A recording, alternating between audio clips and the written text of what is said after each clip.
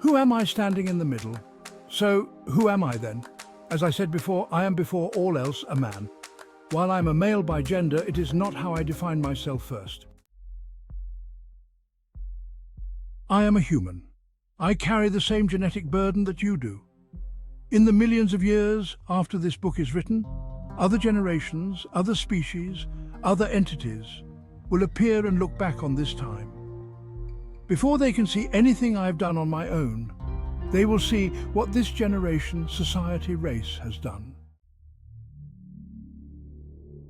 I am like you. I carry an intense weight on my shoulder, the weight of all humanity. I am, in a way, writing this book to redeem myself in my own eyes, to finally do something concrete to express who I am. Who I am is largely defined by what I do. Not necessarily what I do with my hands or my body, but that too has a very large effect, but what I do with my mind and my soul. A soldier in a war uses his body to express who he is, perhaps less so now than in times past, but still more than his mind. Yet Hitler never killed another man with his own body, yet he used his mind and his soul to cause a war that killed millions. So while the actions and the condition of the body facilitate the expression of the mind and the soul, they are in no way an obstacle. Stephen Hawking has been restricted to a wheelchair for most of his adult life, yet he has written some of the most magnificent scientific books of our time. Look at Martin Luther King. Certainly the fact that he was black in a society that didn't appreciate black people thinking for themselves made it harder for him to express himself. In a way, his body, his skin color, which obviously is an attribute of the body, made it harder for him to bring his mind and his soul to the front. Yet it can be asked, would Martin Luther King have become such a role model for oppressed people if he had been white? Or would he have become one of the people who threw rocks at him? So is it man's predicament to be formed by what he experiences? Would he still have fought for what he saw as justice if he had been in a different body or a different lifetime? Or was there something in his genetic code that made him susceptible to being a force for justice? If it was in his genetic code, then what choice did he really have? Certainly he could have at least ended his own life at any time and then overruled his genetic path. So what is a person really? Are you the collection of the events you have been in? Are we more than empty slates, tabula rasa, just waiting for someone to scribble something onto us? Then if you can determine the position, direction and speed of every atom in the universe at a single point in time, can you see the future till the moment the universe ends? Does choice never come into the equation? Albert Einstein himself once said that God does not play dice, perhaps meaning that nothing in the universe happens by accident.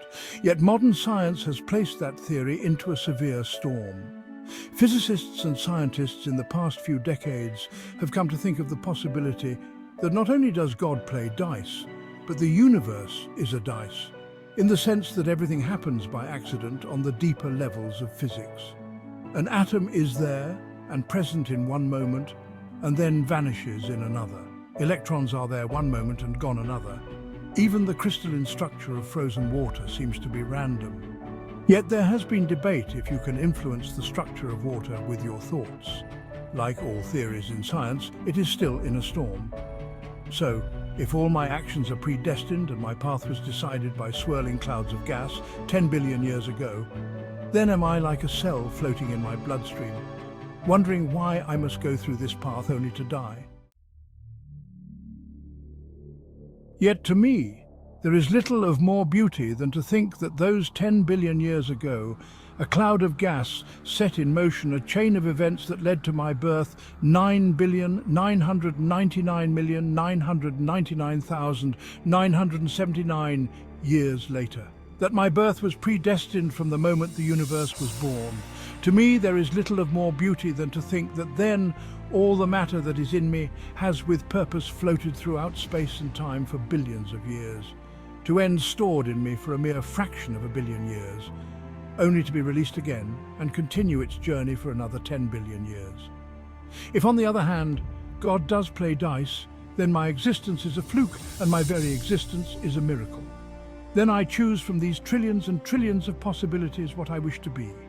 Then to think that if I wave my hand in the air, I set in motion a wave of events that makes particles and airwaves travel around the world, reflecting light in a different matter than had I not waved my hand. And in a trillion years from now, the light reflected from the air because I waved my hand reaches another world and nourishes a plant, and the plant then thinks, why am I here and who am I? That through my actions, a trillion years ago, that plant receives the nourishment it then uses to ponder on its existence is perhaps the only thing more beautiful than the thought that my birth was predestined a trillion years ago. So maybe Martin Luther King decided to be the force for justice that he was. Maybe he had no choice in the matter. Either way, his very existence was the culmination of the entire existence of the universe. Just as yours is, use that thought to get you through the times life might seem tough. That if you have no choice, then there is nothing you could have done to lessen the amount of suffering you are going through. If there is a choice, then the universe is giving you a chance to be what you desire to be for a blink of an eye, and nobody can force you to be otherwise. No matter how harmful or evil you might feel, there is in the end a purpose for it. If you wish to see it for your own eyes, go to a large dump or a trash yard. Look at all the life teeming there. Everywhere you look there is a bird scavenging for food, a rat carrying food to its family, a maggot waiting to turn into a fly. Some things they won't touch yet, but rest assured that everything humanity produces, even our worst waste, will be food for something. To some, beauty is only in the pristine forest or in the face of a child. To me, these things are beautiful beyond words, but perhaps the most beauty is where no one else will look. So, who am I then? I am a collection of light that has traveled through the universe, taking on a physical form to express itself for a moment, like a wind breeze that gathers dust. I am here long enough that my shape can be seen until I vanish again into dust to form another shape. Yet am I the dust that flows in the wind, or the wind that makes the dust flow? Am I the soul that makes this body, or the body that makes this soul? Am I one or another, or am I a combination of both? Perhaps I am as much all the events in the world that have formed me as I am the one forming all the events. Perhaps the best way to describe this is a shared dream. As men capable of lucid dreaming know, it isn't enough that you realize you are dreaming once.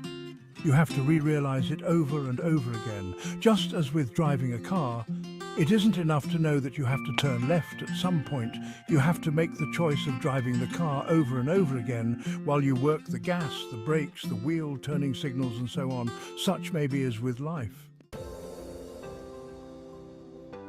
You can't define you with a single choice. You have to define yourself over and over again as the road changes. The car might look like it stays the same, but it gathers dirt. Rocks fling against it from the wheels of other cars. Its window might crack, same with people traveling on the road of life. While your body might get old and might start to break, it isn't enough that you simply refuel it. You have to stop from time to time and step outside of yourself and look at you and look what needs to be fixed. The problem wasn't with you, nor was it with the road. It simply is life that a car starts to wear and tear with life. This car is, of course, you. Your body and your mind slowly starts to break down. The oils need to be checked. But even the best car will have to be recycled someday. But a single choice will only get you so far. So I'm not a single choice either. I'm not simply light, nor am I simply dark. I simply am. I exist.